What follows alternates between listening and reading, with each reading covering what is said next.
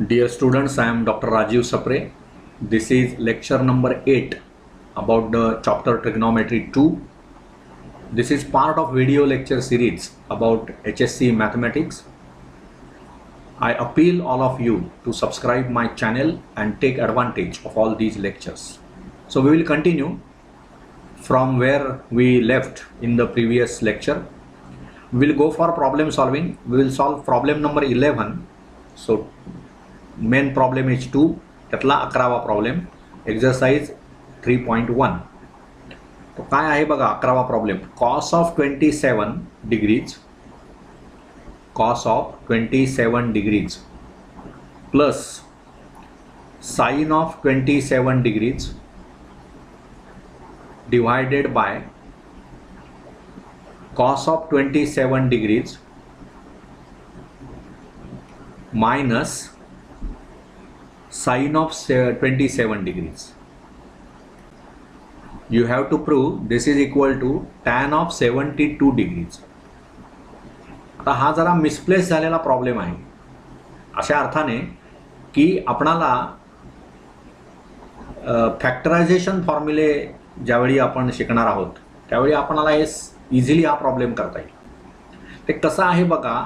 Factorisation फॉर्म्युले असे आहेत sine of C plus sine of D. बरोबर आहे. मग इथे बघा तो असा फॉर्म्युला आहे 2 sine C plus D upon 2 into cos of C minus D upon 2 आणि sine C minus sine D हा जो फॉर्म्युला आहे तो आहे 2 into cos of C plus D upon 2 sine of C minus D upon 2. मग आता काय होतं बघा की इथे दोन्ही साईन पाहिजेत तुम्हाला. इथे कसं झालं इथे मला हा फॉर्म्युला यूज करता येईल का ह्यातला कुठला नाही कारण हे कॉस आणि साईन आहे. असा फॉर्म्युला नाही आहे आपल्याकडे. आपल्याकडे आणखी 2 फॉर्म्युले आहेत cos C plus cos D cos C minus cos D. परंतु असा फॉर्म्युला नाही आहे की sine C plus cos D. हा हे फॉर्म्युले ह्यांच्या प्रूफ्स आपल्याला करायचे आहेत. आता आपण हे ॲक्सेप्ट करूया कारण हा प्रॉब्लेम आपल्याला सोडवायचा आहे. आता ह्याच्यामध्ये सुद्धा काय आहे बघा. LHS समजा मी घेतलं लेफ्ट हँड साईडने मी सुरुवात केली. See what is given cos of 27 degrees plus sine of 27 degrees आणि divided by it is what cos of 27 degrees minus sine of 27 degrees. आता काय होतं बघा की आपल्याला असं माहिती आहे की sine of theta is cos of 90 degrees minus theta π/2 minus theta. आपल्याला माहिती आहे ना 2 जेव्हा कॉम्प्लिमेंटरी अँगल्स असतात त्यावेळी साईनचं कॉस होतं कॉसचं साईन होतं. बरोबर ना. आणि तसंच मला काय म्हणता येईल बघा हा फॉर्म्युला जर मी वापरला तर ते जे कॉस ऑफ 27 डिग्रीज आहेत हे बघा किंवा हे साइन ऑफ 27 डिग्रीज आपणाला जसं हे साइन थिटाचा हा फॉर्म्युला आहे ना तसाच कसा फॉर्म्युला आहे बघा. Instead of this I will write other way. मला असं पण लिहिता येतं ना कॉस थिटा साइन थिटा म्हणजे कॉस ऑफ π/2 मायनस थिटा आहे.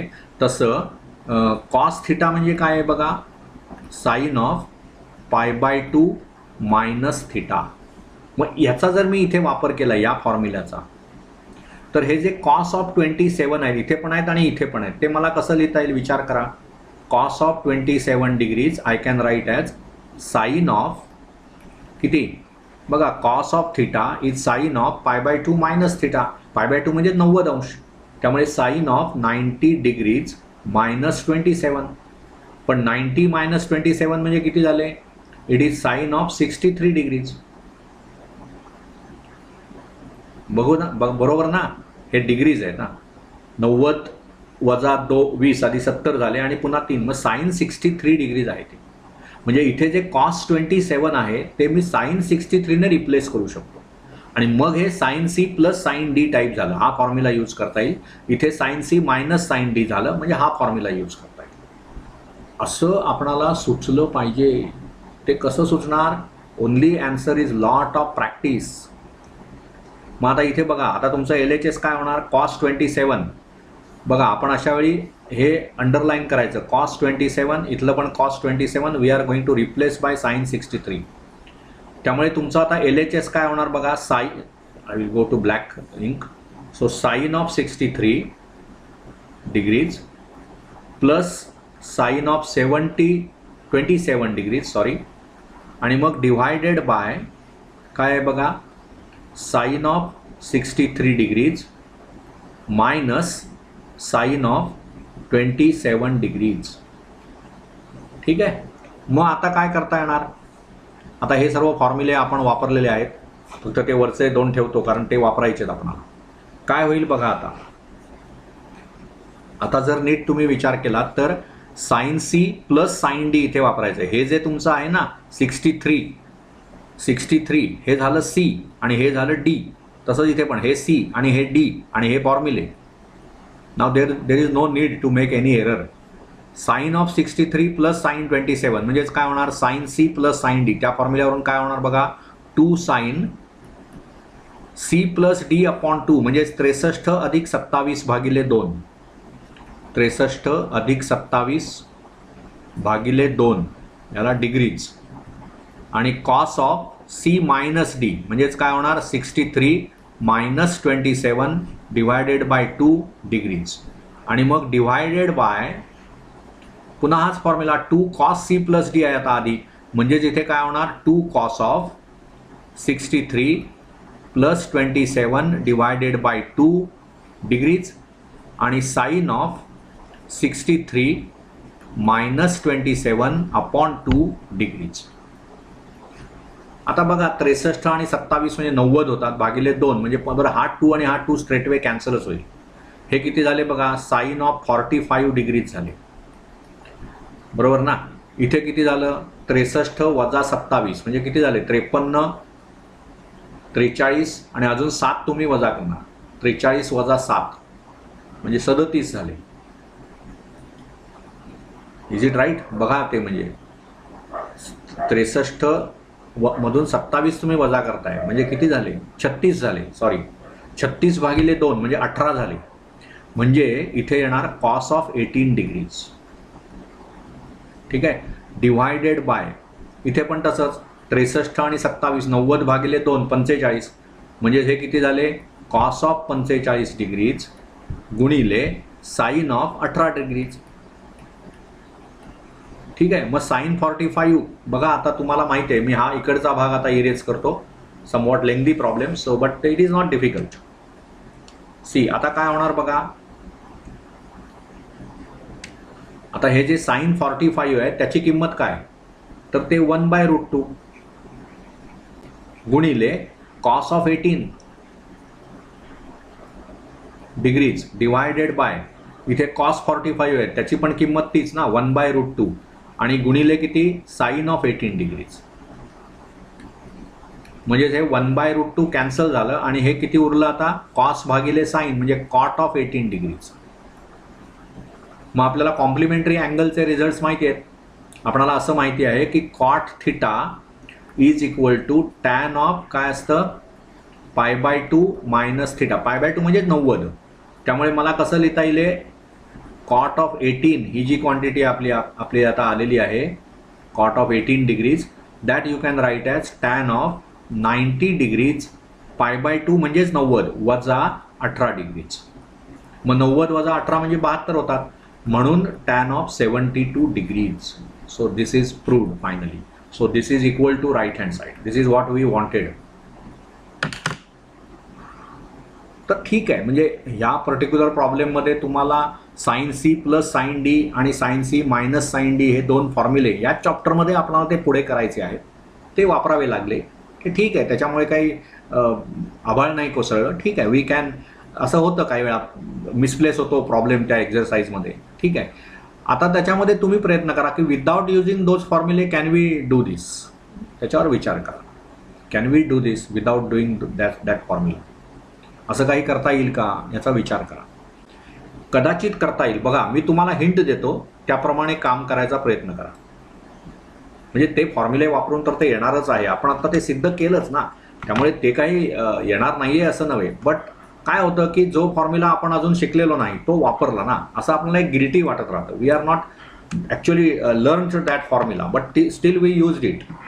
आता असं बघा, असं होईल ना, कसं आहे बघा, ही जी टर्म आहे कॉस ऑफ पहिली टर्म बघा, cos of 27 degrees plus sine of 27 degrees. तर ह्याला आणि हे जे डिनॉमिनेटरला क्वांटिटी आहे काय आहे बघा, cos of 27 degrees minus sine of 27 degrees. तर आपण इथे प्रत्येकाला जर 1/√2 ने मल्टिप्लाय केलं, प्रत्येक टर्मला 1/√2, इथे पण 1/√2, इथे पण लिगल आहे ना, वी हॅव मल्टिप्लाइड. सो इथे लिहितोच मी मल्टिप्लाइंग ईच टर्म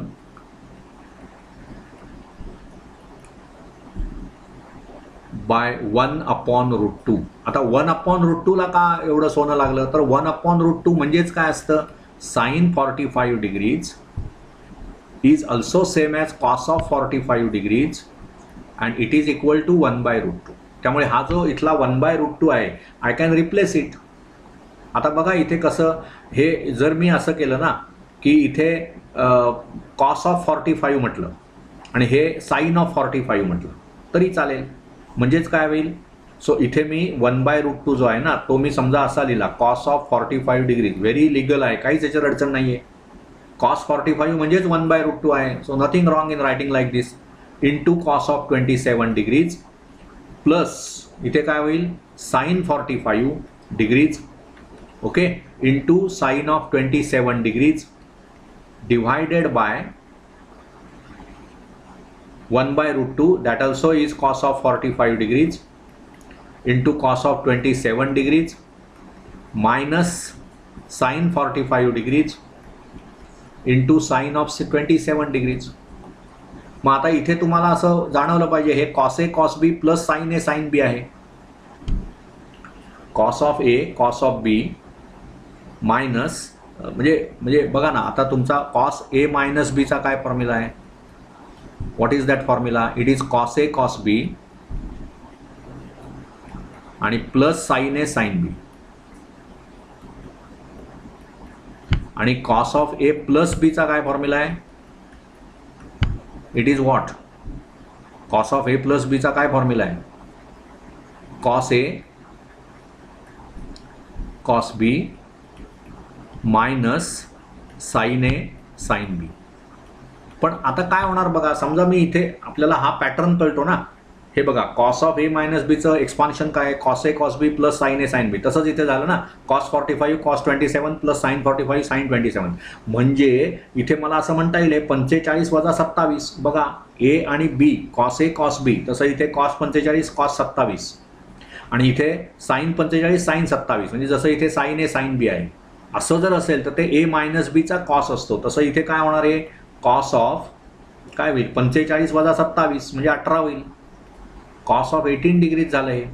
आता डिवायडेड बाय इथे काय होईल बघा, ही जी टर्म आहे ना त्याचं काय होणार बघा, हे कसं आहे, कॉस ऑफ ए प्लस बीचा फॉर्म्युला आहे ना तो, इथे मध्ये मायनस साइन आहे म्हणजे हाच पॅटर्न इथे आहे. म्हणजे हे इथे किती होणार, कॉस ऑफ ए प्लस बी म्हणजे 45 अधिक 27 म्हणजे किती झाले, 45 आणि 7 52 62 72 म्हणजे ते 72 डिग्रीज झाले, बरोबर ना.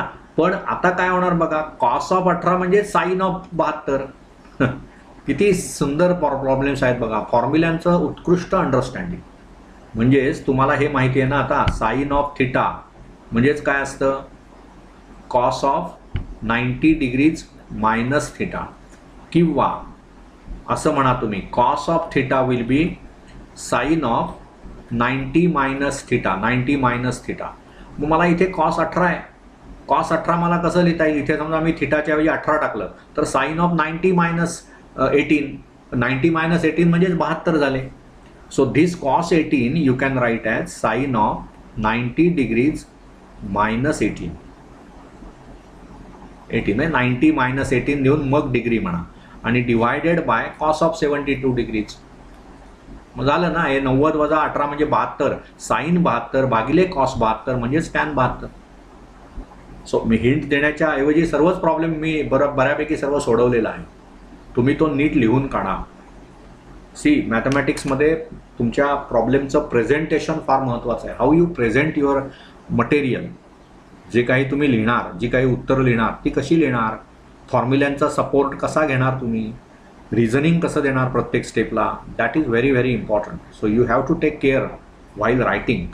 Okay, so I hope you understand this problem. I have done this problem by two different methods.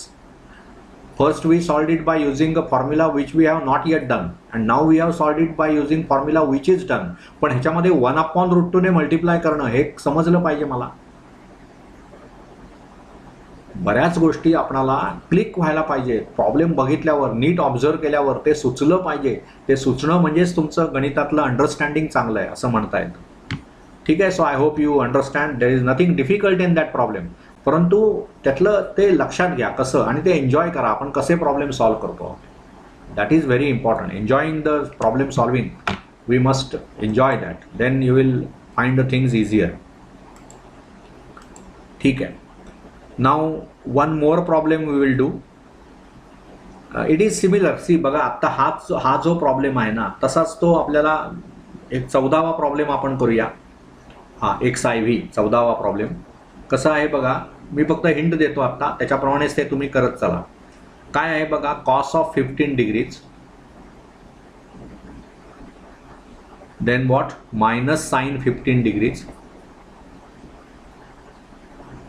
and then divided by cos of 15 degrees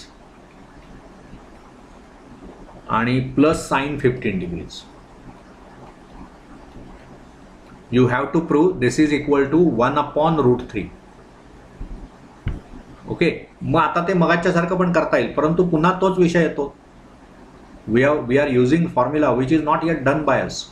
म्हणून काय करूया आपण, 1/√2 ने मल्टिप्लाय करूया. See we will try to do that. So here I will say multiply, म्हणजे LHS आधी लिहून घ्या, cos of 15 degrees, then what, minus sin of 15 degrees divided by cos of 15 degrees plus sin of 15 degrees. I will multiply numerator and denominator by 1/√2. So 1/√2 cos 15 degrees minus 1/√2 sin of 15 degrees divided by 1/√2 cos of 15 degrees plus 1/√2 sin of 15 degrees. आता तुम्हाला properly बघा, म्हणजे आपल्याला आता हे माहिती पाहिजे ना की sine of 45 degrees is same as cos of 45 degrees आणि इट इज सेम ॲज 1/√2. त्यामुळे कुठली गोष्ट कुठे वापरायची बघा. आता इथे समजा हा तुम्ही जर इथे 1/√2 म्हणजे तुम्ही कॉस 45 घेतलं तर हे काय होणार बघा.